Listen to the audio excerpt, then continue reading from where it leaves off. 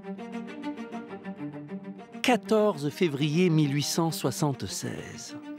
En ce joli jour de Saint-Valentin, deux hommes déposent à quelques heures d'intervalle à l'Office américain des brevets des dossiers décrivant la même invention.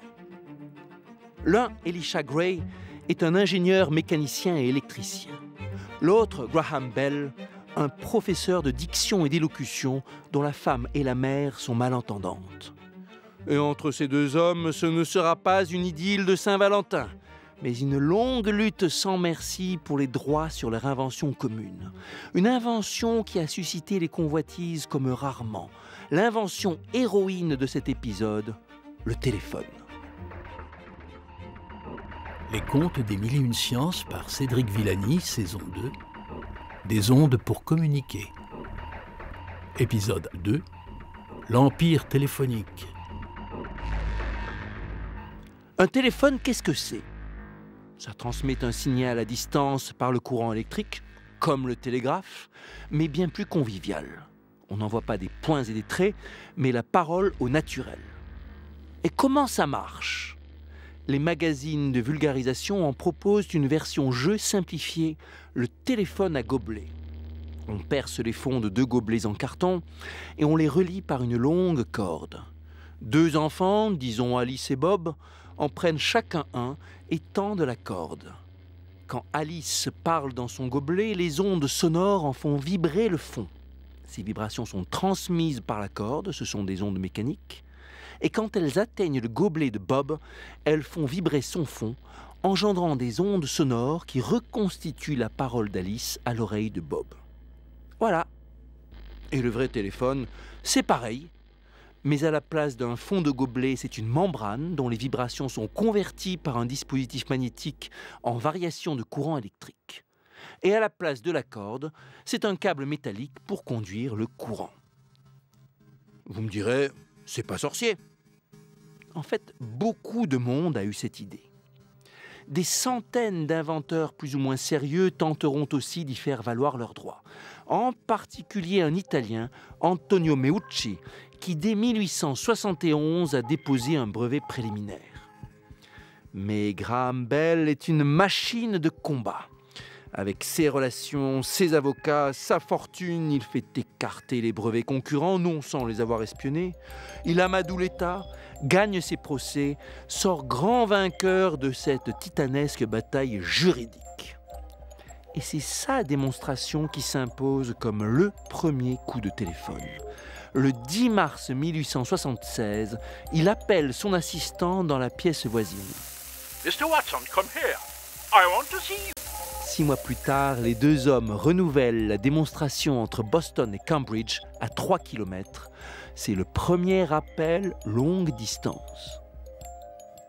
Bon démarrage, mais peut mieux faire. La qualité du son est médiocre et la conversation peu conviviale ressemble à une suite de monologues. Arrive alors, tadam, Thomas Edison, l'inventeur par excellence. Autodidacte, hyperactif, lecteur compulsif, inadapté à l'école comme à la vie en société, et sourd comme le professeur Tournesol. Mais c'est un virtuose des inventions. Depuis ses 13 ans jusqu'à sa mort à 83 ans, il ne vit que pour expérimenter et inventer. Qu'importe s'il déclenche des incendies et catastrophes, il déposera plus de 1000 brevets. Et en 1877, il découvre qu'on améliore nettement le son du téléphone en insérant une rondelle de carbone dans le microphone. 10 ans plus tard, il remplace la rondelle par de petites granules de charbon et là, la qualité sera excellente. Il ajoute une bobine d'induction magnétique pour amplifier le signal et déjouer l'atténuation. En prime, il combine émission et réception, ce qui permet de vraies conversations. Amélioré par Edison, le téléphone devient marketable, prêt à investir tous les foyers. Et Bell relève ce défi. Il rachète l'entreprise de son rival Gray et commence à bâtir un empire économique du téléphone. American Telegraph and Telephone, AT&T. Connecting changes everything. En 1888, le jeune Allemand Heinrich Hertz réussit à observer par un détecteur sophistiqué les ondes électromagnétiques prédites par les équations de Maxwell. Pourquoi ? Pour la beauté de la science. Cela n'a absolument aucune application. C'est juste une expérience qui prouve que Maestro Maxwell avait raison. Nous ne pouvons voir ces mystérieuses ondes électromagnétiques à l'œil nu. Mais elles sont bien là. Aucune application. Touchante naïveté d'un cœur pur. Une foule d'inventeurs se rue sur ces ondes hertziennes ou ondes radio, presque aussi rapides que la lumière, pour en faire des machines à communiquer à travers les airs. Le serbo-croate Tesla, le britannique Lodge, le russe Popov, l'indien Bose, le néo-zélandais Rutherford et le français Branly, celui du quai Branly à Paris, qui met au point un cohéreur pour transformer ces ondes radio en signal électrique. En 1895, l'italo-américain Marconi utilise ce cohéreur pour envoyer dans les Alpes suisses le tout premier message radio. C'est la naissance de la télégraphie sans fil ou TSF.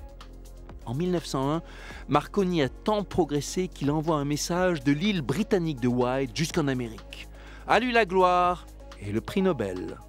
Guglielmo Marconi, grand admirateur de Mussolini, se vantera plus tard d'être le premier fasciste à faire de la radio.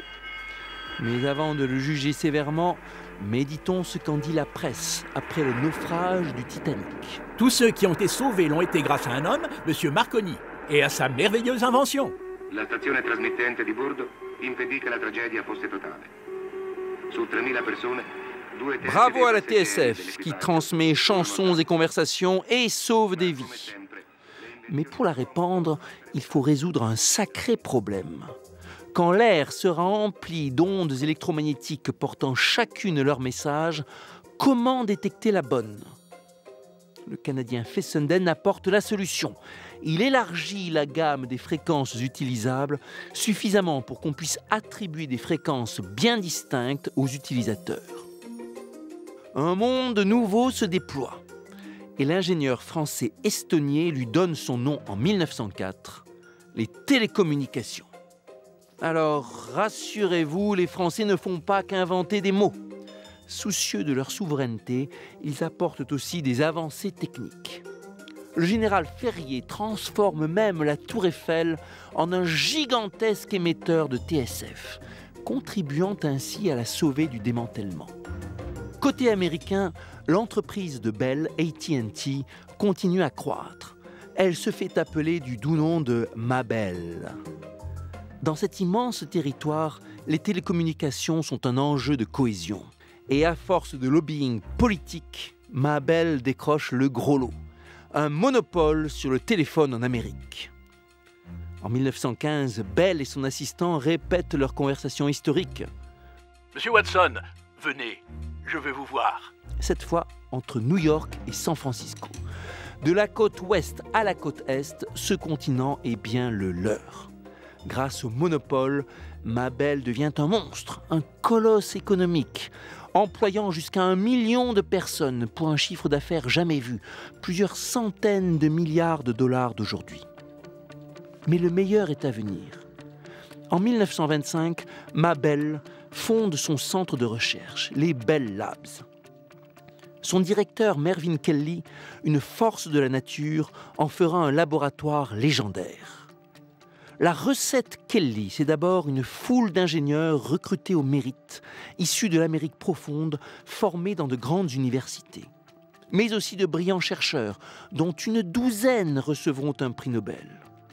Des futurologues et auteurs de science-fiction visionnaires comme Arthur C. Clarke.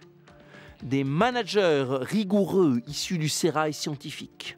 Un code de conduite strict et des valeurs fortes, l'entreprise, l'intérêt public, la patrie. Tout cela en collaboration permanente dans une atmosphère inventive, familiale et assez égalitaire pour améliorer le système téléphonique américain. Ce creuset d'innovation de la côte Est enchaînera les inventions majeures. Antennes mobiles, radiotélescopes, tours relais, mais aussi cellules photovoltaïques, photographie électronique, le système Unix, future base d'Android, le langage C, le téléphone portable, mais surtout, le transistor. En ce jour de 1947, où ces chercheurs, manipulant le mystérieux élément germanium, découvrent le principe du transistor, subtil petit circuit semi-conducteur capable d'amplifier un signal électrique, comme un répéteur, mais bien plus fin, rapide et robuste que les tubes à vide. Ce qui vient de naître, excusez du peu, c'est l'industrie électronique. Et les Bell Labs ne s'arrêtent jamais. En 1956, ils posent un câble téléphonique sous-marin, monstre de précision, fabriqué dans une usine spécialement dédiée. Il fonctionnera sans accroc pendant plus de 20 ans, durée nécessaire pour le rentabiliser. En 1967, ils lancent le premier satellite de télécommunication, Telstar, capable de réfléchir les ondes hertziennes. Telstar est une vraie star. Il déclenche une allégresse mondiale. On lui dédie des musiques, on donne son nom au ballon de football qui a à peu près la même forme que lui. En pleine gloire, les Bell Labs déploient leur grand projet, connecter le monde.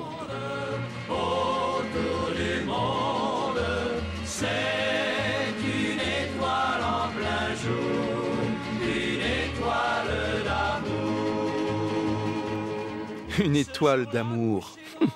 Finalement, on y est arrivé à la Saint-Valentin. Bon, ne rêvons pas, ce nouveau monde communicant n'est pas que d'amour. C'est aussi un monde de guerre, chaude ou froide, et les Bell Labs collaborent avec l'armée. C'est un monde d'argent, investi par les financiers, et un monde enfanté par des hommes, des mâles, qui ont trusté tous les postes de responsabilité des télécoms. Les photos d'époque ne sont que costumes-cravates. Pourtant, il y eut au moins une femme pour laisser son empreinte dans cette épopée. Ashkénaze, issue de la très grande bourgeoisie austro-hongroise, elle s'appelle Hedy Lamarr.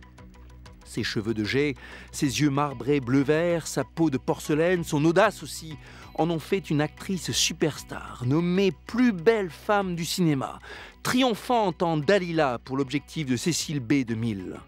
Ses scènes de nus et d'orgasme, son autobiographie torride sont des scandales planétaires. Mais sa célébrité aujourd'hui doit bien plus à ses talents d'inventrice autodidacte. En 1941, avec le compositeur avant-gardiste Roger Antheil, elle brevette un système de radio sécurisé.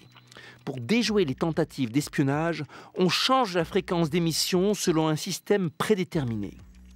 Le duo d'artistes échoue à convaincre les militaires, mais 20 ans plus tard, ce principe sera bien appliqué par l'armée avant de se généraliser partout, y compris au Wi-Fi.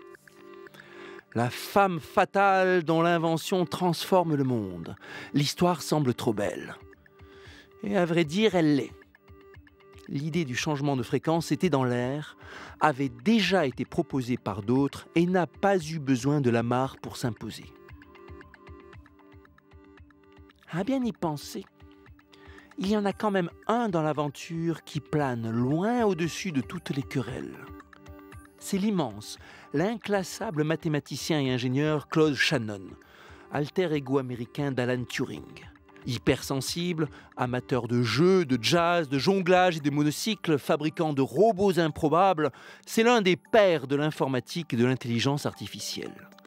Et sa magistrale théorie de la communication, publiée en 1948, transforme en énoncés et théorèmes mathématiques des questions fondamentales sur la transmission des messages. Par exemple, le bruit.